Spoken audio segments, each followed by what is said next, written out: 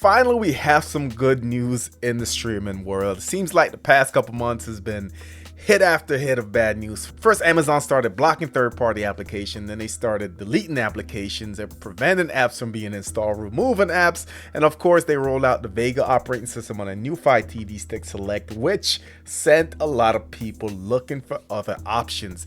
So for most people, Amazon devices are no longer a good option for streaming, and I can't say I blame him. However, what we thought was going to happen is that Google was going to follow suit, because they did announce a couple weeks ago that they are looking to have only signed apps to be allowed on their device. The good news is that Google is walking that back. Now we have a breath of fresh air, because Google has made an announcement of how they will treat third-party applications on their device. So we're going to jump right into it. If you're new to the channel, subscribe, smash the notification bell. Let's go.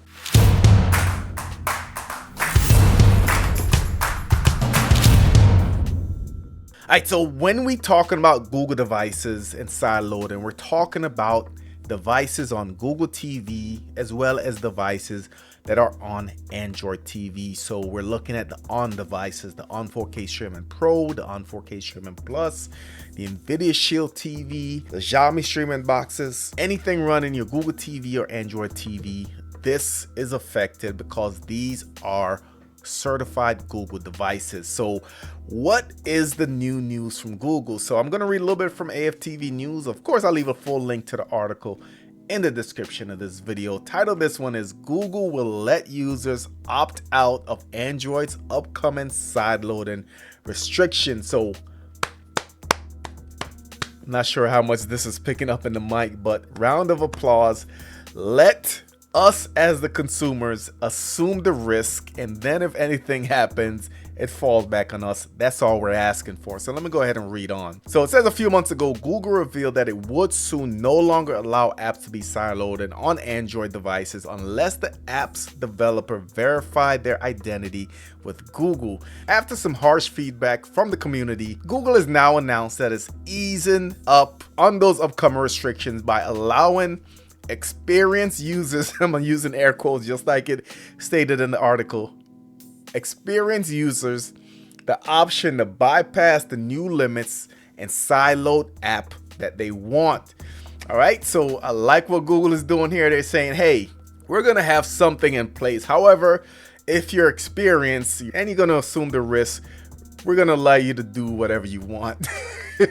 Like I said, that's all that we're asking for. So Google said we are building a new advanced flow that allows experienced users to accept the risk of installing software that isn't verified. It has not yet revealed specifically what the new flow will entail, but it will include clear warnings and likely require multiple steps.